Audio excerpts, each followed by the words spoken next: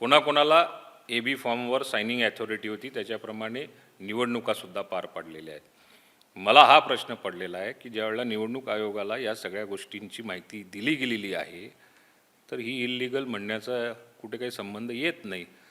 तरी समजा यांचा जर का काही असा समज किंवा त्यांना काही चर्चा करायची असेल तर पक्षाच्या श्रेष्ठींसमोर चर्चा करायला त्यांनी हरकत नाही। कदाचित विरोधकांना हे कुठेतरी खटकत असेल। कोण आहे सत्ता पक्षातलं आहे का तुमचं? आता ह्या सगळ्या गोष्टी ज्याला ज्याच्या मनाला हे सांगितल्यानंतर मी आपल्यासमोर बोलल्यानंतर त्याला ती बरोबर ज्याला जी टोपी बसायची ती बरोबर टोपी बसलीच जाणार आहे।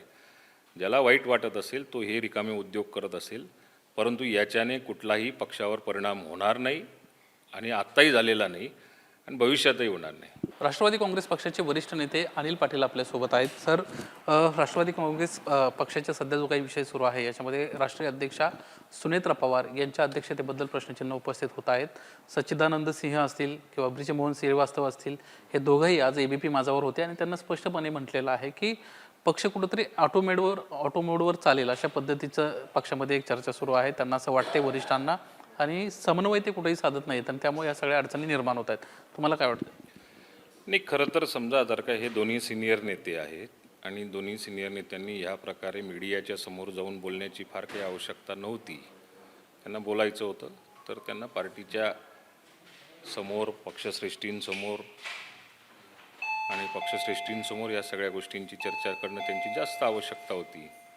आणि पक्षामध्ये समजा त्यांना जर का काही असं वाटत असेल की हे झालं पाहिजे ते झालं पाहिजे तर नक्की पक्षश्रेष्ठी याच्यावरती नक्की विचार करतील आणि एक नॅशनल लेवलला एक ज्या लोकांच्या अडचणी असतील त्या समजून घेतील। तर तुम्हाला असं वाटत नाही की पक्षाच्या अध्यक्षांकडून कुठंतरी समन्वय राखला जात नाही आहे किंवा अजूनही तुमच्यामध्ये जो समन्वय असायला पाहिजे सर्व नेत्यांमध्ये तो अजूनही दिसत नाही आणि त्यामुळं अशा अडचणी निर्माण होतात? नाही, असं काही म्हणण्याचं कारणच नाही, कारण तसा तेवढा वेळ अजूनपर्यंत राष्ट्रीय अध्यक्षांना तेवढा फारसा तसा वेळ मिळालेला नाही। एकतर दादांच्या दुःखद निधनानंतर आम्ही कसे तरी सावरलो, त्यात त्यांनी ती जबाबदारी स्वीकारली। त्याच्यानंतर जबाबदारी स्वीकारल्यानंतर संपूर्ण महाराष्ट्रातला आधी समजून घेणं जास्त गरजेचं आहे। पक्षाच्या जिल्ह्याच्या तालुक्याच्या सगळ्या पदाधिकाऱ्यांना त्यांना समजून घेणं जास्त गरजेचं आहे। त्याच्याचबरोबर देश पातळीवरती सुद्धा अनेक राज्यांमध्ये जे आमचे पदाधिकारी आहेत त्यांनासुद्धा ते आता याच्या पुढच्या काळामध्ये टप्प्याटप्प्याने का होईना त्यांच्याशी चर्चा करतील। तुमच्या पक्षाचे राष्ट्रीय कार्याध्यक्ष प्रफुल्ल पटेल आहेत, प्रदेशाध्यक्ष सुनील तटकरे आहेत। मधल्या काळामध्ये सुनेत्रा पवारांचं एक पत्र निवडणूक आयोगाला गेलं आणि त्याच्यामध्ये या पदांचा उल्लेख नव्हता, त्यामुळं अद्याप नव्यानं पत्र देणं अपेक्षित होतं। या घटनेला आता 4 महिने होत आहेत, अजूनही ते पत्र दिलं गेलेलं नाही अशी माहिती समोर येते।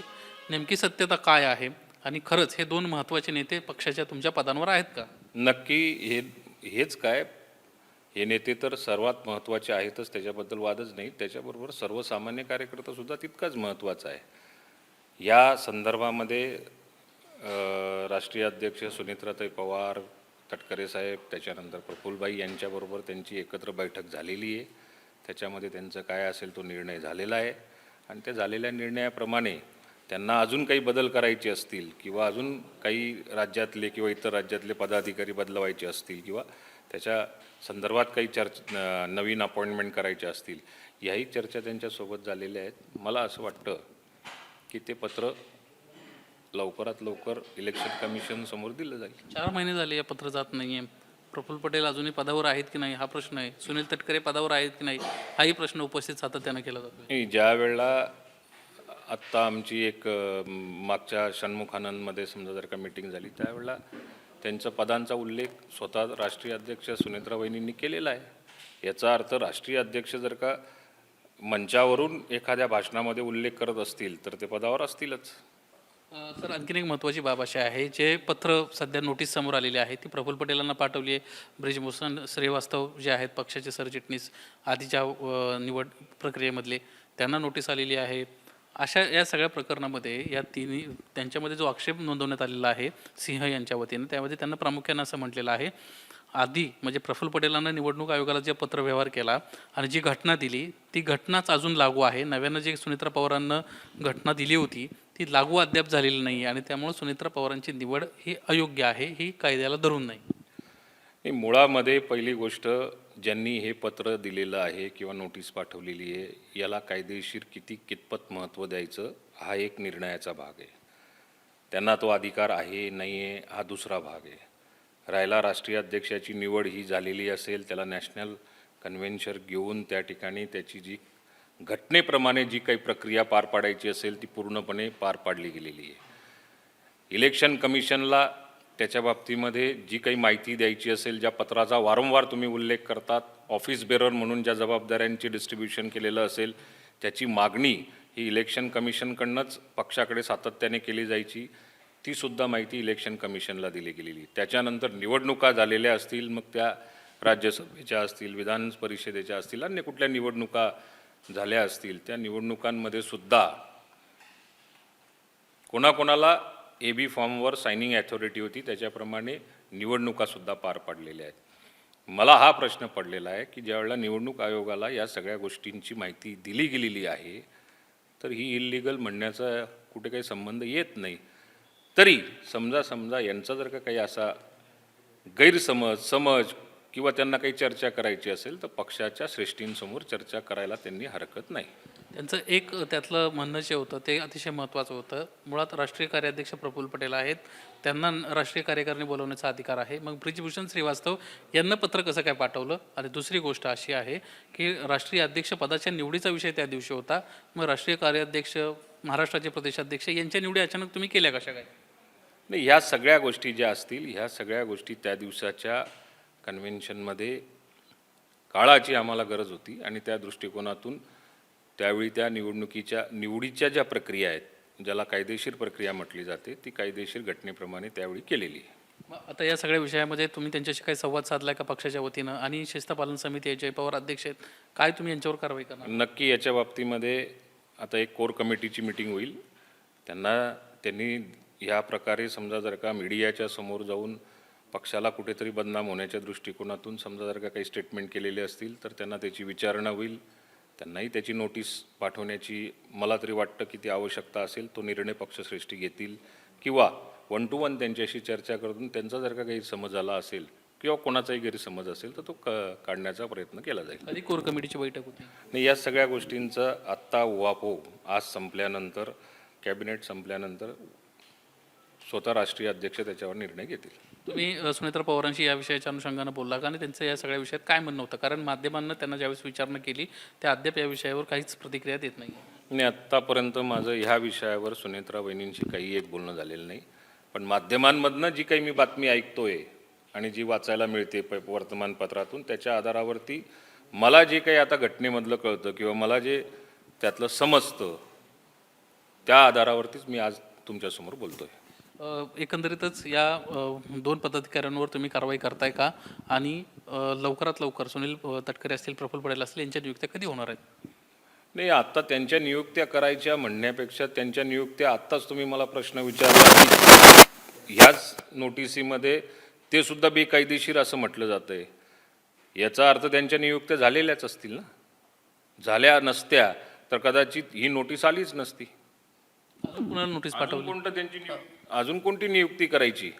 जर का ज्याची नियुक्ती किंवा चर्चा ही त्यांच्याच समन्वयाने ही जर का ठरलेली असेल, झालेली असेल, तरच ही नोटीस आलेली आहे. यामागं कोण आहे असं तुम्हाला वाटतं? झारीतले शुक्राचार्य कोण आहेत? अमोल मिटकरी म्हणतात पक्षातलाच कोणतरी नेता आहे आणि तो हे सगळं करतोय. हे असू शकतं. याच्यामध्ये कोण, आता कोणावर असं काही कोणाला आपण ॲलिगेशन करू शकत नाही किंवा कोण त्याच्यामध्ये सहभागी असेल वाटत नाही.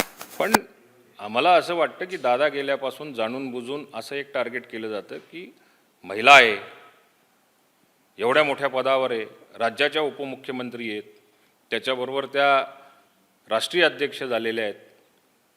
कदाचित विरोधकांना हे कुठेतरी खटकत असेल. कोण आहे? सत्ता पक्षातलं आहे का तुमच्या? आता ह्या सगळ्या गोष्टी ज्याच्या मनाला हे सांगितल्यानंतर, मी आपल्यासमोर बोलल्यानंतर त्याला ती बरोबर, ज्याला जी टोपी बसायची ती बरोबर टोपी बसलीच जाणार आहे. ज्याला वाईट वाटत असेल तो हे रिकामे उद्योग करत असेल, परंतु याच्याने कुठलाही पक्षावर परिणाम होणार नाही आणि आत्ताही झालेला नाही आणि भविष्यातही होणार नाही. प्रफुल्ल पटेल, सुनील तटकरे यांच्या निवडी झालेल्या नाही आहेत आणि त्यामुळं कुठंतरी मागच्या 4 महिन्यामध्ये जो संघर्ष आपण पाहिला होता, खास करून या 2 नेत्यांच्या बाबतीतल्या, त्याची कुठंतरी याला किनार आहे अशी एक राजकीय वर्तुळात चर्चा आहे. नाही, एक स्पष्टपणे सांगतो की तटकरे साहेब असतील, प्रफुल्ल पटेल साहेब असतील, हे आमच्या दृष्टीने पक्षामध्ये अतिशय महत्त्वाचे नेते आहेत. त्यांचा या सगळ्या निवड प्रक्रियेमध्ये मोठा सिंहाचा वाटा होता.